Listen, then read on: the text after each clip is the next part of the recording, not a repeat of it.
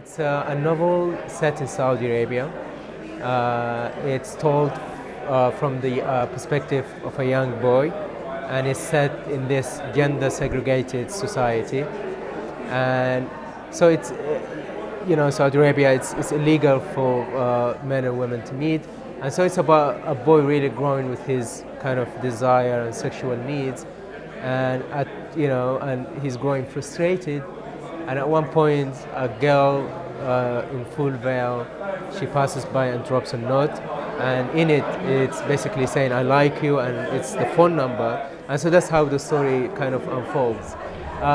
But the story is also about the situation of immigrants living, black people, Asian people living in Saudi Arabia, and yeah, so it's also about how the whole society is geared towards preventing the sin of love between men and women, while because of this absence, men and men they have sex with each other. So it's kind of creating really a bigger sin according to their own rule, which is extremely ironic.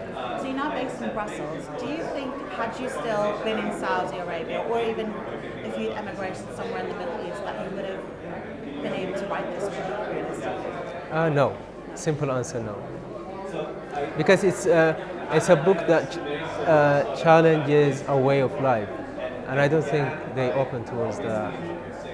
I was just saying yesterday in my session, I grew up. When I was two, I fled a war between Eritrea and Ethiopia to Sudan.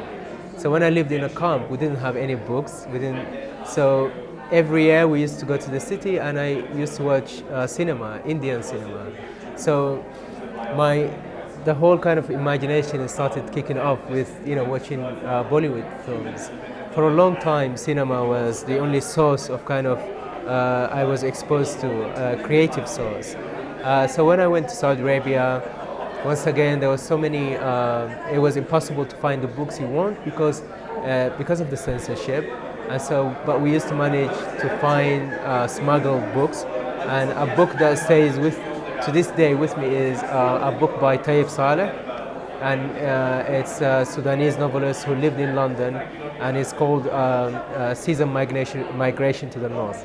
I love the book because it kind of, as a young Muslim boy growing up in a society like Saudi Arabia, it taught me that it was okay to doubt, it's okay to question, it's okay to confront taboos and deal with all aspects of our society.